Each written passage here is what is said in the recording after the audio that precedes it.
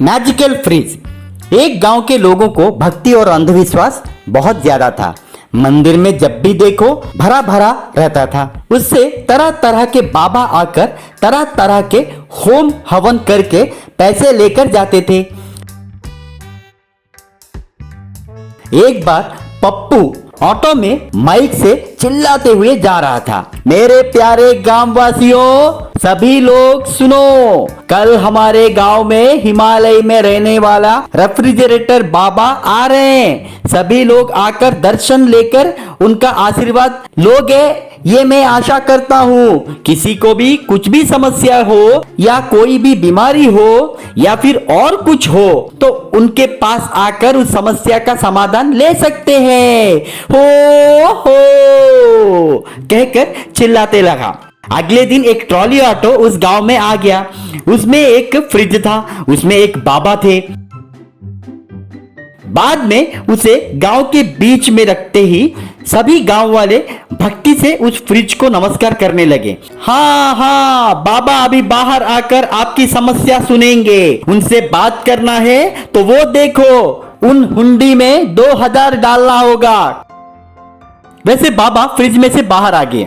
बाबा भक्तों को, कैसे हो, आइए, आपकी समस्याएं मुझसे बताइए, मैं आपकी समस्याओं का हल करूंगा, मेरी महिमा देखिए।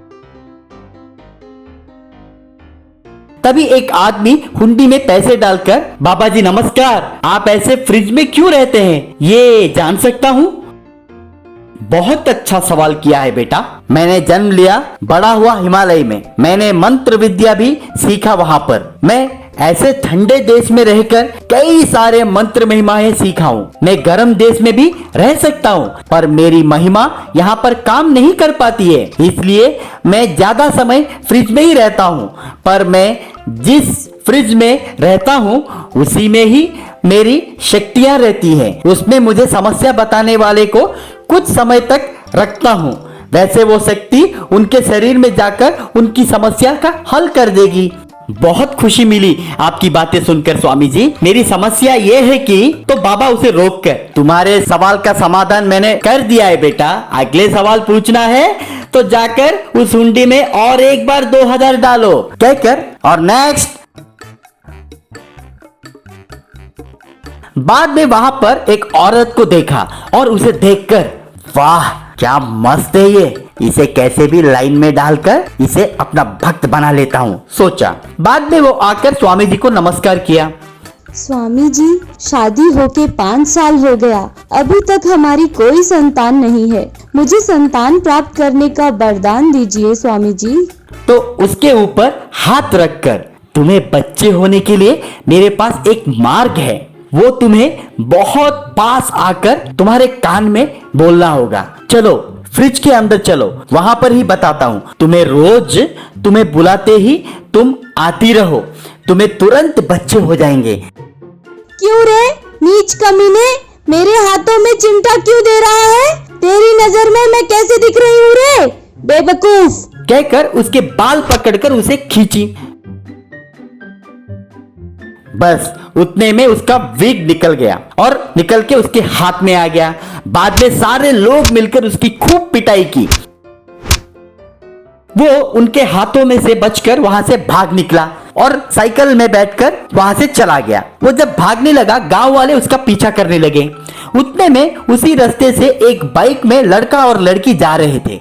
बाबा तेजी से साइकिल चलाते हुए उनके बाइक को पीछे से पकड़ा। वैसे बाइक और साइकिल दोनों तेजी से जाने लगी। तो वो बाइक चलाता युवक, क्यों रे भाई, कौन है तू, मेरे बाइक को क्यों पकड़ा है? मैं तुम्हारे सामने हाथ जोड़ता हूँ, थोड़ा समय ही पकड़ूंगा, प्लीज प्लीज। उतने में पुलिस जीप उसका पीछा किया। जीप बाइक के बहुत नजदीक आया। उसमें रहा एसआई, रुकना रे, रुक, तू गलत काम करके भागने की कोशिश कर रहा है, तुझे नहीं छोड़ूंगा रे, रुकना रे, कहकर हाथ हिलाते हुए चिल्लाने लगा। बाप रे, इतने में ही वो पुलिस को जानकारी दे दी और पुलिस भी आ गए। बाप रे, ये तो बहुत स्पीड है, मुझे कुछ मत कीजिए साहब, मैं आपके सामने हाथ जोड़ता हूँ, कहकर दोनों हाथों को ऊपर उठाया। बात खत्म। तब साइकिल पत्थरों के बीच जाकर गिरा। वो उठकर देखा तो बाइक और जीप वैसे ही जा रहे थे। रुकना रे रुक, मेरी बेटी को ही तू भगा कर लेकर जाएगा? इतनी हिम्मत है तुम्हारी? मैं तुझे नहीं छोड़ूंगा रे, रुकना रे रुक, कहकर उसके पीछे भागने लगा। तब वो बाबा मन में, क्या अब तक वो मेरे पीछे पड़ा है ऐसा सोच रहा था मैं? बेकार में टेंशन लिया, सोचकर चक्कर खाकर नीचे गिर गया। बंदर और बकरी का खेल। आओ भैया देखो, ये तमाशा देखो, हम बकरी का खेल देखो। आओ भाई आओ, अब बंदर का खेल देखो, इन जानवरों का तमाशा देखो, इनके करतब देखो। आओ भाई आओ, अगर आपको खेल पसंद आया तो पैसे दान दें, कहकर पंटू नाम का एक व्यक्ति चिल्ला रहा था। वो एक बंदर और बकरी के साथ गांव-गांव घूमकर करतब दिखाकर गुजारा करता। देखिए साहब, हमारे बंदर बाबू साइकिल कैसे चलाते हैं। बंदर बाबू को साइकिल चलाना बहुत पसंद है, साइकिल से प्यार है। चलाओ बंदर बाबू चलाओ, कहता तो बंदर साइकिल चलाने लगा। उसे देख लोग ताली बजाने लगे। अब देखिए साहब, देखिए हमारा बकरा बाबू को देखिए, ये नीचे ऊपर कहीं नहीं टिकते, तो फिर जानते हैं ये कहाँ खड़े रहते हैं? अब मेरे सिर पर खड़े होते हैं। आइए आइए बाबू, आकर देखिए। बकरा बाबू चढ़िए, इस पहाड़ पर चढ़िए, कहकर वो झुककर खड़ा हो गया। तब बकरा चढ़कर उसके सिर पर खड़ा हुआ। देखा देखा साहब इसके नखरे, इसके पैर जमीन पर नहीं टिकते। अब देखिए बहन जी। फिर बंदर नाचने लगा तो बकरा रस्सी पर चढ़ने लगा। बंदर एक छल्ले से कूदा तो बकरा एक गेंद के साथ खेलने लगा। बाद में बंदर बकरी की सवारी करने लगा। उसे देखकर लोग ताली बजाने लगे। पैसे दीजिए साहब, इनाम दीजिए साहब, माँ जी बहन जी आपको प्रणाम, दान दीजिए, कहने लगा तो लोग उसे पैसे देने लगे। बाद में उसने बंदर को एक केला और बकरे को थोड़ा सा घास डाला।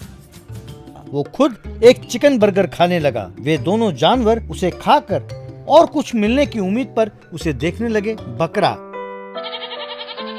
कर मिमियाने लगा तो बंदर कहकर आवाज करने लगा। क्या है, ये नाटक करना बंद करो। तुम लोग ज्यादा खाओगे तो मोटे हो जाओगे, तब तमाशा करना बहुत मुश्किल हो जाएगा। मुझे तुम लोगों की तरह उछलने की जरूरत नहीं है ना, इसीलिए चिकन बर्गर खा रहा हूँ। तुम दोनों को हमेशा आधा पेट ही खाना चाहिए, वही तुम लोगों के लिए, तुम्हारे सेहत के लिए और अपने धंधे के लिए बढ़िया है। पानी पीकर चुपचाप सो जाओ। ये सुनकर दोनों को बहुत गुस्सा आया। बाद में बकरा, इस दुनिया में अगर कोई कमबख्त कमीना है तो बस यही है। कमबख्त घास डालने के लिए भी कंजूसी करता है, कीड़े पड़े। हाँ चाचा, ये हमसे हर रोज कम से कम 2000 रुपए कमाता है, पर 2 रुपए का केला खर्च करने के लिए भी रोता है। ऐसे कमीने को मैंने अपने जिंदगी में कभी नहीं देखा। अरे मैं झुंड से बिछड़ गया तो मुझे जबरदस्ती उठा लाया और मुझे ट्रेनिंग दिया। हाँ चाचा, मैं अपने पुराने मालिक के पास बहुत खुश था। वे मुझे बड़े प्यार से रखते थे। ये उनके पास असिस्टेंट था। एक दिन वहाँ से इसने मुझे चुरा लिया और खुद के धंधा शुरू कर दिया। ऐसे नीच को अच्छा सबक सिखाना होगा। पंतो यूं तमाशा दिखाकर जो पैसे कमाता था उन्हें एक बक्से में जमा करता। एक दिन बंदर ने उसे देख लिया। एक दिन वो किसी से फोन पर बात कर रहा था। अरे यार भूपति, अरे मुझे दुबई का वीसा मिलने वाला है, अप्लाई करना होगा ना। सुना है वहाँ एक फैक्ट्री में नौकरी है, महीने का 70,000 तनख्वाह है। होकर कह रहा था कि वीसा के लिए 1 लाख रुपए खर्च होगा और कितने दिन यूं इस बंदर और बकरे के साथ गांव-गांव घूमकर भटककर काम करूंगा। इसीलिए मेरे जमा किए हुए पैसों को मैं उस वीसा ब्रोकर को दे दूंगा और किसी तरह वो नौकरी ले लूंगा। क्या इन जानवरों का क्या करूंगा? अरे बकरे को किसी कसाई को बेच दूंगा और बंदर को किसी चिड़ियाघर में दे दूंगा। बस ये बातें सुनकर बंदर और बकरे को बहुत गुस्सा आया। देखा ये कितना बड़ा कमीना है, इतने दिन हमसे इसने पैसे कमाया और आज हमें ही बेचना चाहता है। इसके इस लालच के लिए सबक सिखाना ही होगा। अरे इसका एक उपाय है मेरे पास। क्या तुम्हें भूख लगी है? अरे ये कोई साधारण भूख नहीं है दोस्त, कुछ भी मिले तो मैं झटपट खा जाऊंगा और चबा जाऊंगा। तुमने कभी कागज खाया है, और खास तौर पर 2000 के नोट खाया है?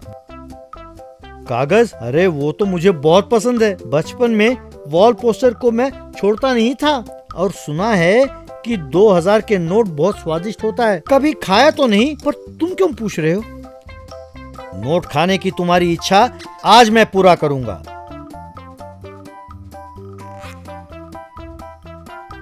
ये लो, इस बक्से में रखे नोटों को पेपर की तरह चबा जाओ, कहकर बक्से में रखे नोट को उसके सामने डाल दिया। बकरे ने नोट को आराम से चबा चबा कर खाया। बाद में दोनों वहां से भाग गए। अगले दिन सवेरे पंटू उस नोट के बक्से को खोला और नोट को गायब देखकर परेशान हो गया। हे भगवान, ये नोट कैसे गायब हो गए? बकरा और बंदर भी दिखाई नहीं दे रहे। अब मैं क्या करूं? कहकर सिर पीट कर रह गया।